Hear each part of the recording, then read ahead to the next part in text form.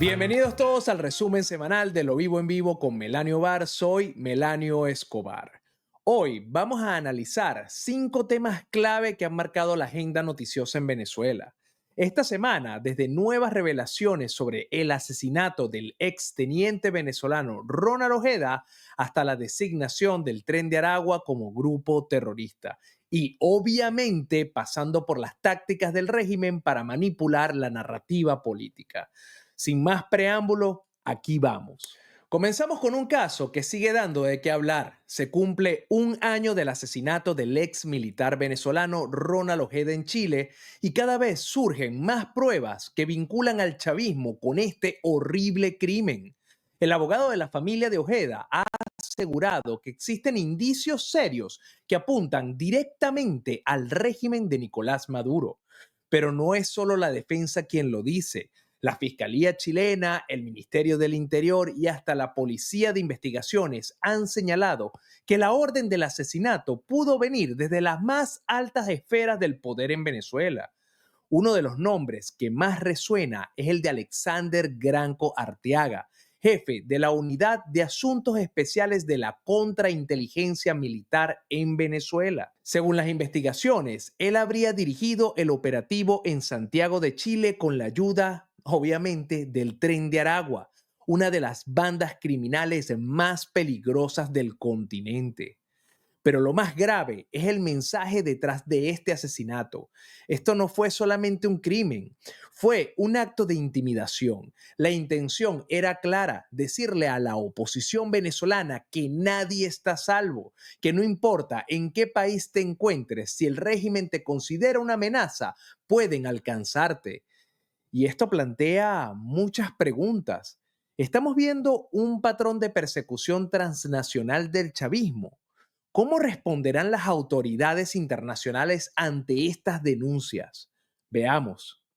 La fiscalía identifica al carnicero de Maduro como clave en el asesinato de Ojeda. El coronel venezolano Alexander Granco Arteaga habría liderado el secuestro y ejecución del exteniente en Chile. Eso es lo que señalan las investigaciones, que Granco fue para Chile a ejecutar el operativo en febrero de 2024. No es solamente cualquier delito, ya no estamos hablando de violencia transnacional nada más, de que se ordenó desde Venezuela. Estamos hablando de que un funcionario policial militar a la orden del Estado venezolano habría ido a otro país violando su soberanía para cometer un asesinato político. Y uno de ellos es Alexander Enrique Granco Arteaga, apodado El Barba, que es quien, según la Fiscalía, estaría detrás de este importante delito, secuestro y posterior asesinato de Ronald Ojeda. Al Barba también se le atribuye que sus víctimas suelen ser militares desertores. Hay distintas hipótesis de por qué él estaría detrás de esto. Una es esta, ¿no? Que sus víctimas suelen ser militares desertores de Venezuela, como el caso precisamente de Ronald Ojeda, que era un refugiado político que estaba en nuestro país, que intentó realizar una operación fallida en contra de Nicolás Maduro para derrocar a Nicolás Maduro, pero finalmente fue una operación fallida que intentó realizar durante el año pasado y que se encontraba acá en nuestro país, Ronald Ojeda. Otra de las hipótesis que maneja la Fiscalía, Daniel, es que, y precisamente Héctor Barros, el fiscal que está a cargo de esta causa, solicitó una asistencia internacional al Departamento de Justicia de Estados Unidos para solicitar los movimientos en redes sociales de este personaje al momento del secuestro, que fue hace ya casi un año atrás. Daniel, te escucho. Sí, hay que recordar las imágenes. La persona que usted está viendo en el centro de su pantalla sería entonces este militar, este alto oficial venezolano que habría participado directamente, de manera material. No es que haya coordinado, sino que de manera material en lo que fue el secuestro y también el posterior homicidio, ¿no?, de Ronald Ojeda. Esta persona habría sido, según las imágenes, no sé si usted se acuerda, cuando mostrábamos las imágenes de ese departamento del piso 14, cuando se llevan, mira, Ahí está Ronald Ojeda, son parte de las últimas imágenes durante la madrugada acá en Santiago. La persona que lo lleva del cuello ahí, esa persona habría sido este oficial que estamos mostrando. Impresionante la investigación que se pueden llevar a cabo en países donde la democracia funciona, ¿no? Donde las instituciones son independientes, donde no responden nada más al ejecutivo y pueden hacer su trabajo de manera individual y donde todas terminan en sus investigaciones coincidiendo en la responsabilidad hasta llegar a Alexander Granco, el protagonista de la masacre del Junquito y quien ha sido señalado en todos los informes de Naciones Unidas como uno de los mayores torturadores del gobierno de Venezuela, del régimen de Nicolás Maduro. Pasamos ahora al informe final del Centro Carter sobre las elecciones presidenciales de 2024 en Venezuela. Este informe era esperado con mucha expectativa y ahora que ha sido publicado, sus conclusiones son contundentes. El Centro Carter confirma lo que muchos ya sabían. Las elecciones no cumplieron con los estándares mínimos de transparencia e integridad. De hecho, el informe señala que hubo una aparente falsificación de los resultados, lo que deja claro que Nicolás Maduro no ganó legítimamente. Pero lo más importante es que el documento también valida las actas presentadas por la oposición, las cuales reflejan que el verdadero ganador de las elecciones fue sin duda Edmundo González Urrutia. En otras palabras, una de las organizaciones internacionales con más prestigio en monitoreo electoral ha certificado lo que millones de venezolanos gritaron en las calles, que hubo fraude.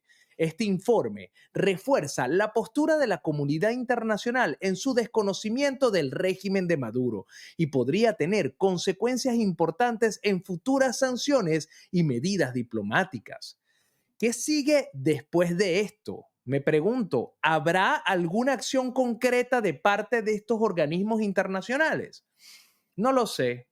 Veamos. El Centro Carter publicó su informe final sobre las elecciones presidenciales del 28 de julio de 2024 en Venezuela, en el que dio como ganador a Edmundo González. El informe da como ganador a Edmundo González Urrutia. El organismo constató que las actas del CNE resguardadas por la oposición son originales y que de acuerdo con los datos recopilados, González recibió 7.156.462 votos, mientras que Nicolás Maduro obtuvo 3.241.461. Abro comillas. González alcanzó el 67.1% de todos los votos y Maduro llegó al 30.4%. En el escenario altamente improbable de que el 100% de los votantes registrados en los colegios electorales a los que les faltaba formularios de resultados votaran y emitieran su voto por Maduro, González aún habría obtenido una mayoría de los votos a nivel nacional, 50.2%. Imagínate, en el informe dice que aunque todas las personas que hubiesen podido votar, hubiesen votado, de los que faltaron, hubiesen votado por Nicolás Maduro, igual no alcanzaba la cifra que sacó Edmundo González Urrutia. Esto lo está diciendo el Centro Carter. El Centro Carter no solamente es un ente independiente que hace la evaluación de los procesos electorales para resguardar que el proceso sea democrático, que se hagan las cosas de acuerdo al librito como debería ser, sino que también durante muchos años avaló las victorias de Hugo Chávez. Avaló las victorias de Hugo Chávez porque fueron a verificar las votaciones y dieron su visto bueno de lo que fue el proceso electoral. ¿Qué pasa? Ellos no hacen lo que es el seguimiento de todas las arbitrariedades, como el encarcelamiento de opositores, la persecución política, etcétera, pero te hacen todo el análisis de cómo fue la votación en sí mismo. Y en muchos casos tuvieron que salir reafirmando que la victoria de Hugo Chávez fue legítima. En este caso, fueron invitados por el régimen de Nicolás Maduro a participar como veedores electorales de la elección del 28 de julio, pero ellos no se esperaban el nivel de paliza que iban a llevar y el Centro Carter pudo constatar la veracidad de las actas recopiladas por la oposición. Un trabajo que le costó la libertad a miles de personas, el exilio a cientos de ellas, inclusive la muerte a 3. No estamos hablando de que fue un proceso ciudadano normal y corriente, fue un proceso ciudadano que se pagó con vidas y que se sigue pagando, y el Centro Carter confirma lo que todos ya sabíamos, que en Venezuela ganó Edmundo González Urrutia. Ojo que aquí es donde entra en juego una nueva estrategia del chavismo. Ante la pérdida de credibilidad de sus propios medios de propaganda, el régimen de Maduro ha optado por una táctica distinta. utilizar a actores políticos y periodistas que, aunque antes eran considerados críticos del chavismo, ahora parecieran estar alineados con su discurso. Y esto no es casualidad. Durante años, el chavismo ha controlado medios de comunicación. Sin duda, ha bloqueado cientos de miles de páginas web y perseguido a periodistas incómodos. Pero hoy en día, la gente ya no cree en los medios oficiales del Estado. Entonces, ¿qué hicieron? Llevar su narrativa a personas que todavía tienen un poquito de credibilidad. Esto se ha visto reflejado en figuras políticas de la supuesta oposición que, en lugar de confrontar al régimen, han comenzado a suavizar su discurso, a hablar de reconciliación y negociación en términos que solamente benefician al chavismo. También ha ocurrido con periodistas que de repente han cambiado su postura y ahora atacan a la oposición en lugar de denunciar los abusos del gobierno. Es que el objetivo es claro: sembrar confusión y desmovilizar a la gente. Y si logran que los ciudadanos pierdan la fe en la oposición, pueden mantenerse en el poder con menor resistencia. ¿Estamos viendo quizá una nueva etapa de manipulación política en Venezuela o solo es un reencauche de lo que han hecho en el pasado? ¿Cómo puede la ciudadanía identificar y resistir estas tácticas? Veamos el clip de la noticia, pero si llegaste hasta acá, por favor, dale like, comparte el video y comenta, así sea dejando un emoji, para que el algoritmo le deje saber a la plataforma que este tipo de contenido es de valor. Ahora sí, sin hacerte esperar más, veamos.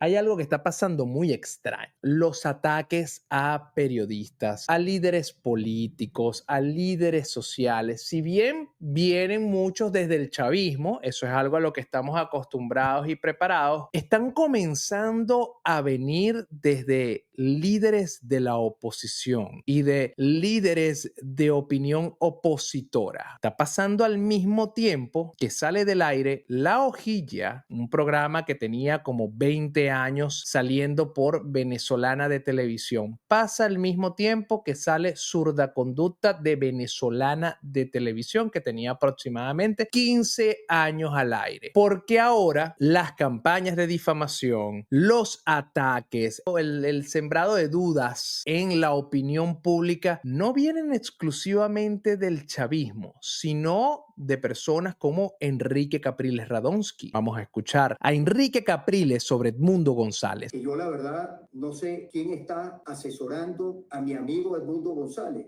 porque tengo respeto por él, por su familia. Lo respeta por su familia, no porque Edmundo González haya desafiado a la dictadura de Nicolás Maduro partiéndole la cara electoralmente en unas elecciones contra viento y marea, no porque Edmundo González haya tenido que irse al exilio luego de que lo amenazaran Jorge Rodríguez y Delcy Rodríguez, no porque Edmundo González siga defendiendo diplomáticamente por todo el mundo la victoria del 28 de julio, luego de que el régimen de Nicolás Maduro secuestrara a su yerno en frente de sus nietos cuando iban para el colegio. Pero yo creo que decir cosas y después no hacerlas, hay que explicar por qué no se hacen. Yo creo que no hay que seguir pensando que la idolatría o el momentum o las consignas son suficientes, porque la gente merece que se le dé una explicación, porque la gente merece que se le den argumentos para explicar, como yo le estoy diciendo, por qué creo que hay que votar, por qué creo que la abstención no sirve. Pero es que la no entrada a Venezuela la explicó Edmundo González Urrutia de manera clara y pública. Se dieron todos los detalles que interrumpieron el plan para volver a nuestro país y juramentarse. Es evidente que hay una dictadura que es muy dura con Edmundo González Urrutia, pero muy blanda con Enrique Capriles Radonsky. Raro, ¿no? El quedarse en la casa para mí es claudicar. Cuando se habla de claudicación,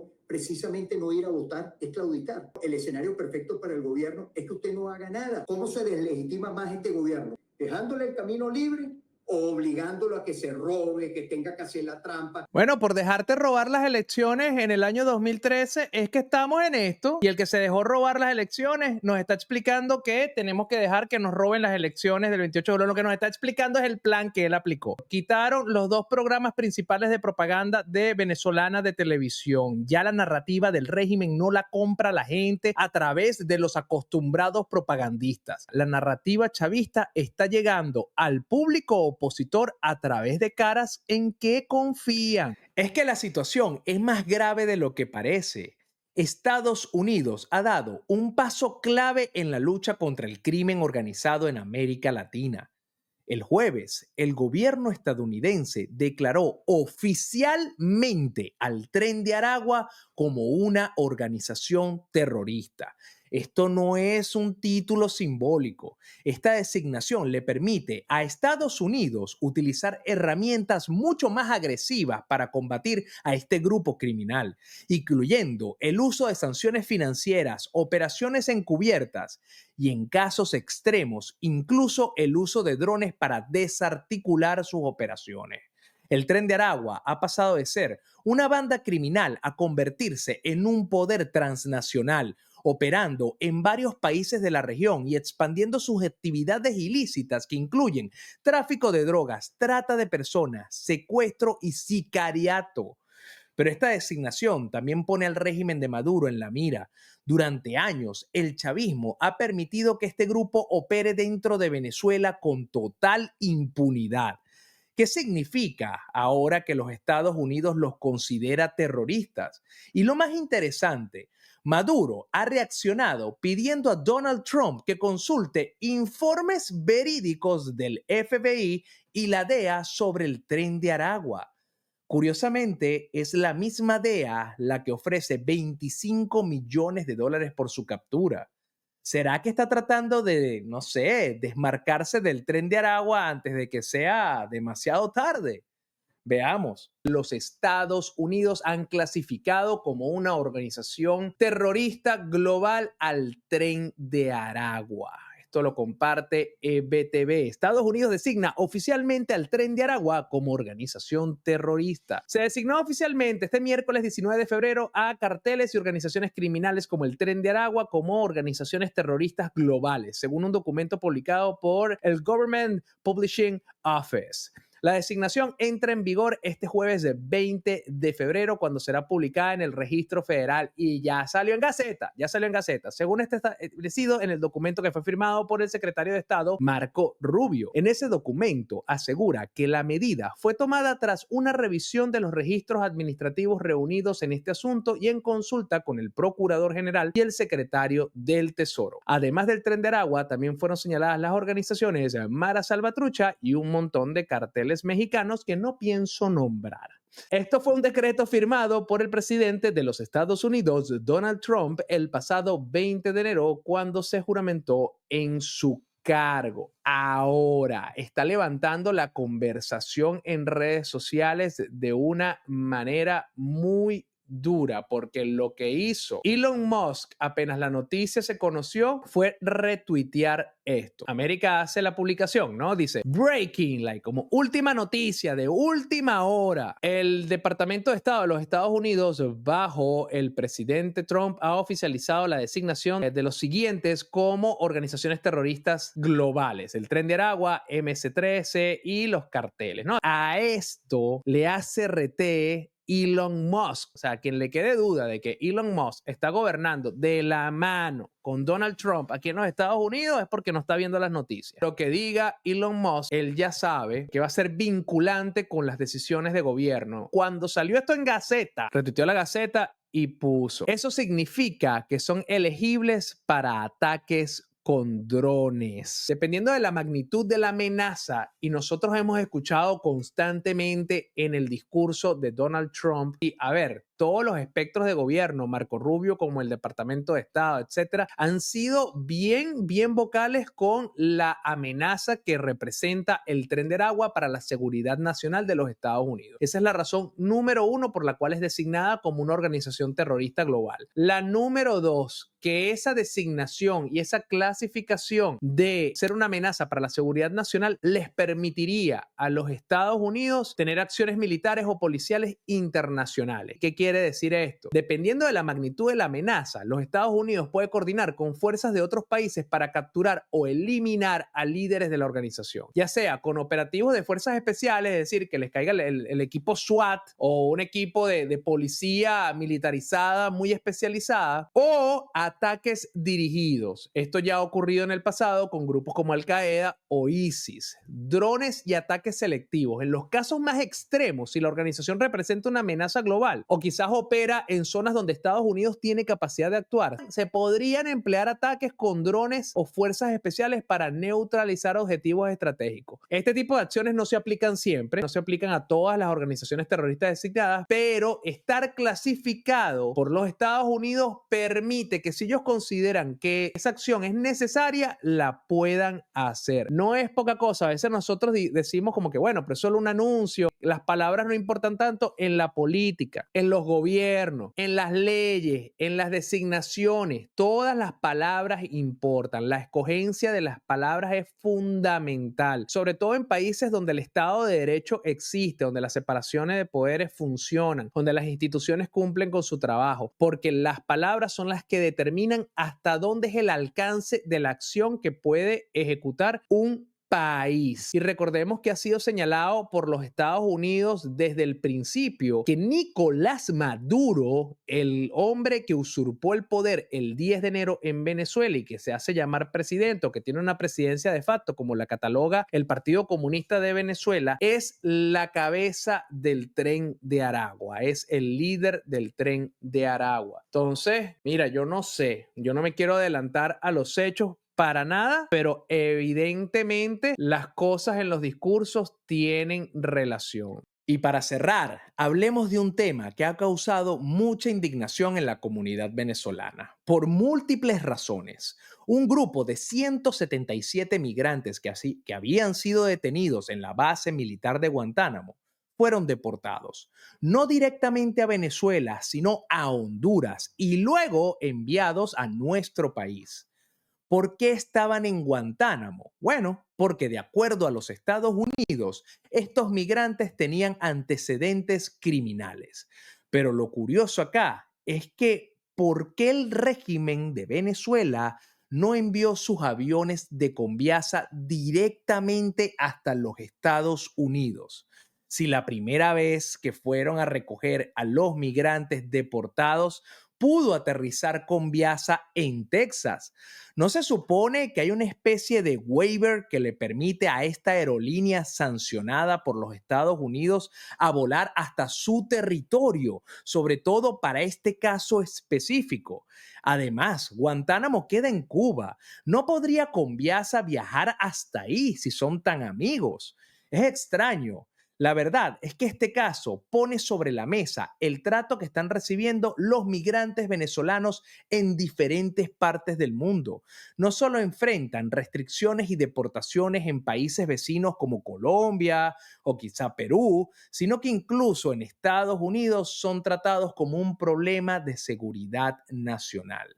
Este grupo de migrantes ya está de vuelta en Venezuela, pero la gran pregunta es, ¿qué les espera ahora? Recordemos que muchos huyen por razones políticas y económicas y ahora regresan a un país donde el futuro sigue siendo muy incierto. Vean, Aterriza en Venezuela. un avión con los 177 migrantes que estaban retenidos En Guantánamo. esta historia de terror. Mira quién te recibe, ¿eh? Yeah. Cabello dijo que revisarán si entre estos nuevos repatriados hay personas vinculadas con el Tren de Aragua. Un grupo de 177 migrantes venezolanos retornó la noche de este jueves a su país en un avión procedente de Honduras, a donde habían llegado desde la base militar estadounidense de Guantánamo, Cuba, en la que estuvieron retenidos. Esta noticia nos deja esta sensación de que efectivamente los Estados Unidos, cuando quiere hacer algo, simplemente lo va a hacer, sobre todo bajo la administración de Donald Trump. Nosotros no teníamos ni idea de que esto iba a pasar. Con los otros dos vuelos había noticias, hubo anuncios. Esto fue de repente, esto anoche nos madrugó y además desde Guantánamo. El avión avión de la aerolínea estatal venezolana Conviasa aterrizó en el aeropuerto internacional Simón Bolívar de Maiquetía, que sirve a Caracas en el estado costero de La Guaira, donde los esperaba el titular de Interior y Justicia, Diosdado Cabello, quien agradeció al gobierno hondureño. Asimismo, el funcionario dijo que estas 177 personas se encontraban en el infierno, en referencia a Guantánamo. Ahí sí no voy a discutirle a Diosdado Cabello, eso debe ser un infierno. El mundo entero sabe las condiciones que imperan en ese recinto carcelario y están regresando a su país, están siendo tratados como seres humanos más allá de cualquier situación judicial que tengan algunos, dijo Cabello. Señaló que revisarán si entre estos nuevos repatriados hay personas vinculadas con la organización criminal transnacional Tren de Aragua, designada como grupo terrorista por el gobierno estadounidense. Abro comillas, si hay uno, diremos uno, si hay dos, diremos dos, si no hay ninguno, diremos que no hay ninguno, porque aquí no hay chantaje, agregó. Según las imágenes transmitidas por el canal estatal BTV, los repatriados con mascarillas de color rojo cantaron el himno nacional dentro del avión, de donde minutos después salieron en grupos y caminaron en fila hacia las instalaciones del terminal aéreo entre dos columnas de funcionarios y agentes de seguridad. Todo muy natural, una reacción muy natural, no coordinada. Previamente, la administración del chavista Nicolás Maduro informó que había solicitado la repatriación de migrantes llevados injustamente a Guantánamo, desde donde volarían a Honduras para ser recuperados. Se trata del segundo grupo que retorna al país luego de que Caracas aceptara recibir deportados de Estados Unidos a finales de enero, cuando Richard Grenell, representante especial del presidente Donald Trump, se reunió en la capital venezolana con Maduro. Este jueves, el líder del chavismo, a quien Washington no reconoce como presidente, aseguró que la repatriación se concretó por petición directa del gobierno venezolano al gobierno de Estados Unidos, lo que permitió que este grupo de 177 muchachos haya sido rescatado de Guantánamo. Mira la narrativa, ¿no? O sea, estas son las declaraciones de Nicolás Maduro. Además, aseguró que los migrantes venezolanos no son delincuentes, sino víctimas de los misiles de las sanciones que pidió la ultraderecha, como suele referirse a la oposición mayoritaria del país caribeño. Indicó que más de 900.000 personas que estaban en el exterior retornaron a la nación petrolera a través del plan gubernamental de repatriación Vuelve a la Patria, puesto en marcha en 2018 para un total de unos 1.3 millones de migrantes que han regresado a su país. Mira, yo te puedo creer que hayan vuelto 1 millón de personas cuando Venezuela se arregló, etcétera, pero que con el plan Vuelve a la Patria ustedes se hayan llevado 1.300.000 migrantes que han regresado al país. Por lo que dijo, quizás afuera queda 1 millón y pico de connacionales, todos deseosos de regresarse. Yo estoy vuelto loco. El gobierno de los Estados Unidos dicen que estos son criminales que pertenecen al Tren de Aragua. El régimen de Nicolás Maduro dice que ninguno es del Tren de Aragua, que van a revisar y que si consiguen a uno lo van a decir. Pero ¿a quién le cree a uno, no? De verdad, impresionante cómo al final del día la víctima es el venezolano en general. Estas son solo las 5 noticias más importantes de esta semana. Estos temas son una muestra clara de la crisis política, social y de seguridad que sigue afectando a Venezuela y su impacto en la comunidad internacional. Desde la impunidad de los crímenes políticos hasta la manipulación de la narrativa mediática y el trato de migrantes. Nuestro país sigue enfrentando desafíos enormes a pesar de que a muchos les convenga pasar la página de lo que hemos vivido. La realidad no deja de hacerse notar. ¿Qué opinan ustedes? ¿Cómo creen que estos hechos influirán en el futuro cercano de Venezuela? Déjenme sus comentarios, likes, compartan y no olviden suscribirse para tener más videos resumen como este. Nos vemos de lunes a viernes en vivo, con Lo Vivo en Vivo a las 12 del mediodía, hora de Florida, 1 de la tarde, hora de Venezuela y 6 de la tarde, hora de España, para que participen en conjunto conmigo en las noticias más importantes para Venezuela y el mundo. Y recuerda, no dejes que otro te cuente las noticias y di Lobby con Melanio Bar. Chao.